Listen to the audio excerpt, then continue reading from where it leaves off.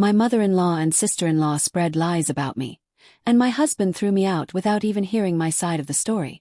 I was treated horribly by my husband and his family for months, and finally made my way away from that family, but then they thought they could come back and traumatize me again. But I'm really happy to say that I stood up for myself and my baby daughter. I met my ex, Jack, 38 male, when we were both living in France and are 20. I'm half Canadian and French, and Jack is American. He was working on his PhD, and I was living with family and interning as a photographer for a local newspaper when we met. I met him by chance at his university and was just blown away by how charming and smart he was. We met through a mutual friend, and after months of hanging out together in groups, I gathered the courage to ask him out, and he said yes. One date led to another, and we got into a relationship. Thinking about those days is so strange now because it feels like another life because of how different everything is now and how my husband changed from the brilliant, funny guy I fell in love with to the seemingly heartless and totally selfish guy he turned out to be. Our relationship was really nice in the beginning. We dated for almost a year before moving in together. After that, we lived together for 2 years. By the end of that, Jack finished his PhD and it was time for him to move back to the States.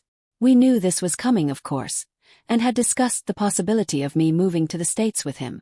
For reference, I am originally from Canada and was actually supposed to leave France earlier, but then Jack and I got serious and I decided to extend my stay, at least until his PhD was finished. I wish I could go back and tell myself to just stick to my plans, but it is what it is, I guess. Anyway, long story short, Jack proposed and I decided to leave behind both my family and work in France and also my family back in Canada and move to the States with Jack. I was young and in love and was convinced that Jack would totally do the same for me if he had to.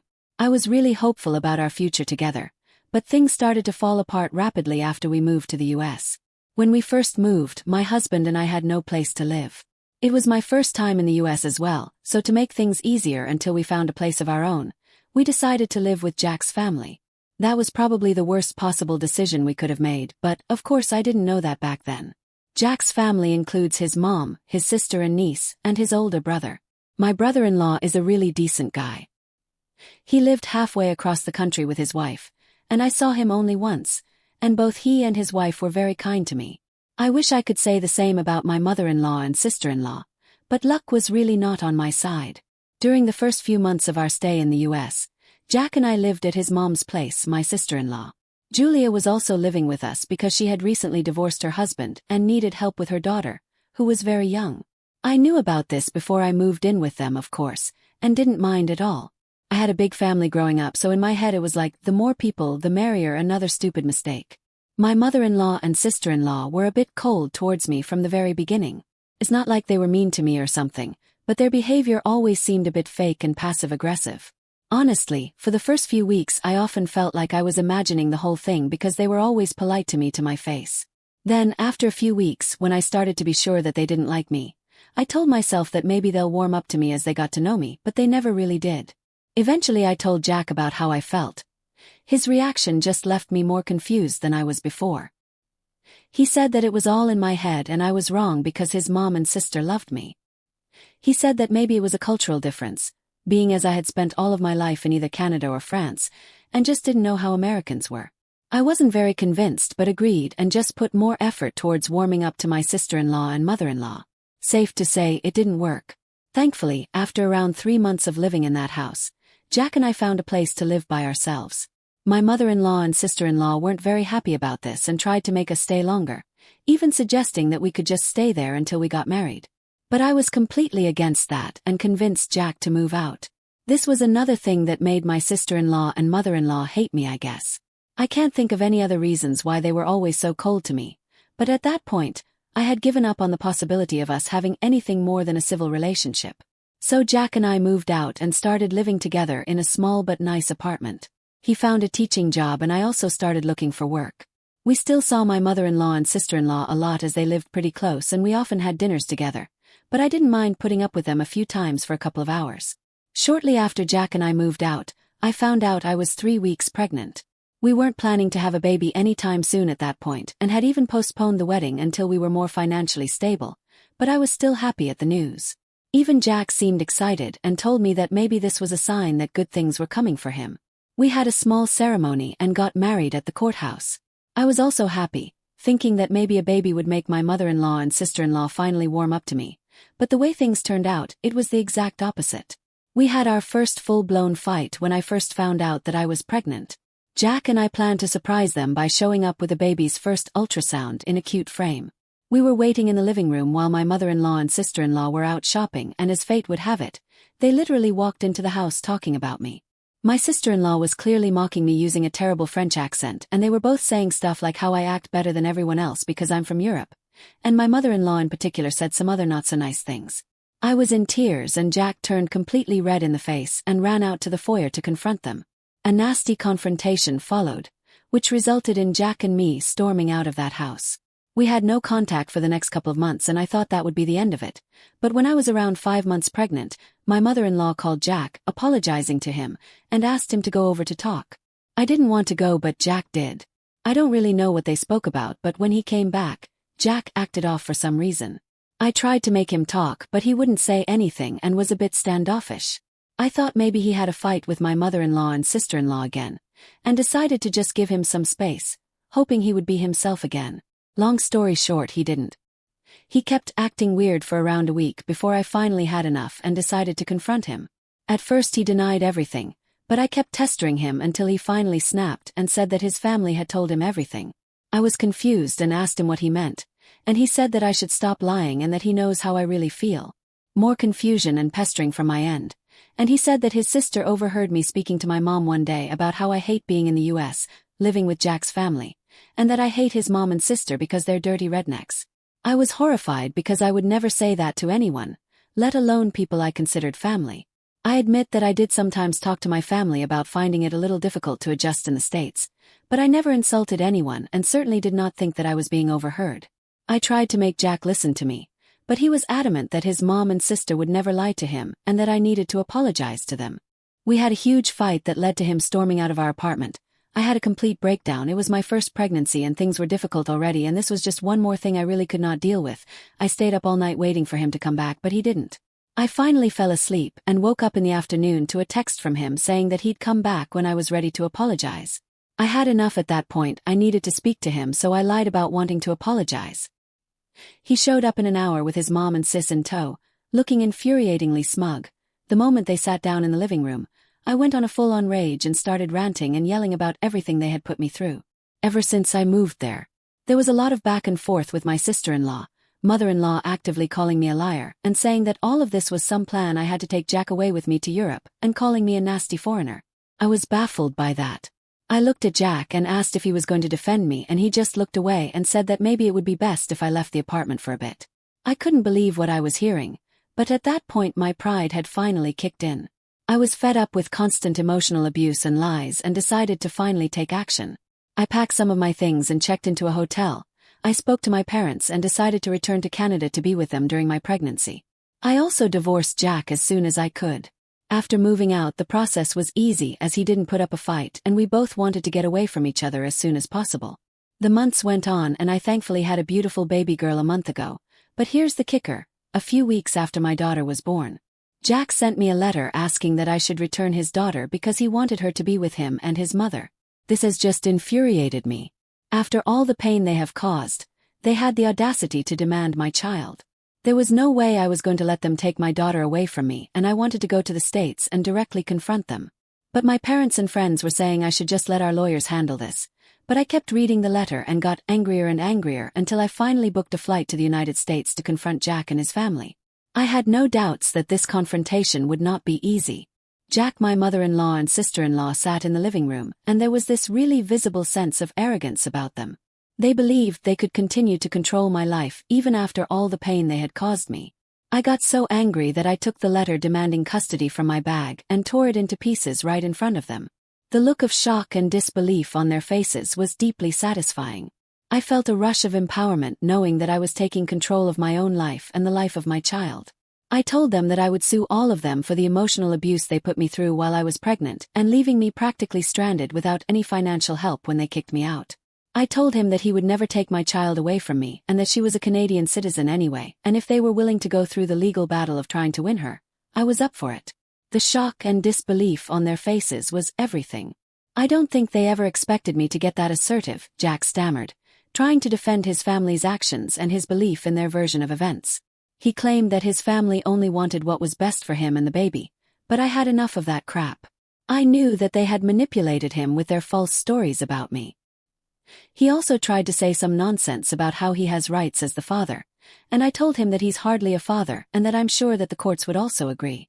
I also threatened to go on social media and expose their whole family about how they treated a pregnant woman who was nude at the country and how his employers would really not like that. I made it clear to Jack that I would never engage in their games or apologize for something I had never said. The emotional abuse I had endured was real, and I was not willing to subject my child to that toxic environment. I was prepared to take legal action to protect my child, and I was not afraid to do so. I also knew that Jack wouldn't pass any of the requirements needed for him to get custody of my child, so I wasn't afraid of that either. My words were met with a mix of anger, disbelief and frustration from Jack and his family. My sister-in-law and mother-in-law started screaming and said that marrying me was the worst decision that Jack could have ever made, and they always knew that I was a vindictive and evil woman. I just laughed at their faces and said that I was sorry that they had nothing better to do in their lives than to villainize a woman who had literally never done anything wrong to them. They looked shocked at my words. Maybe they had expected me to back down or try to placate them like I used to in the back again. I stormed out of that house and started the legal process of protecting my rights as a mother and terminating Jack's parental rights. I consulted with lawyers in both Canada and the US. This has proven to be really difficult, but I am determined to prove I am the best parent for my child, and I will not allow Jack or his family to take that away from me. Things have only just started and might take a while. I'll try to keep you guys updated. Jack reached out to me several times, saying that it is unfair to take his daughter away from him because of how our relationship turned out, and that I should let him have access to my little girl's life, and that he'd stay out of my hair and agree to my conditions. His mom and sister also keep saying that I'm a horrible mother for keeping my child away from her father. My perspective is that a coward like him doesn't deserve to have my daughter in his life. AITA for wanting exclusive parental rights. Update 1. Thank you so much for all your advice and kind words. Honestly, I was just ranting to the internet because the people in my life have seen things progress from the beginning, and I didn't want to tire anyone out or make it seem like this is the only thing I can talk about. Your words of love and support really mean the world to me, and it warms my heart to get DMs from women who have been through similar situations and were able to protect themselves and their kids. I'm still going through your comments, and even if I can't reply to all of them, I'm trying to read as many as I can, and I truly am grateful to each one of you. A lot of people have been asking me about my relationship with Jack and why everything changed all of a sudden after I moved to the States. Honestly, I don't really know either, but I'm guessing that our lifestyle was so different back in France that maybe Jack forgot how much things would change back in the States. Also, he was not too happy about the pregnancy, so all these things made it really easy for his mom and sister to manipulate him.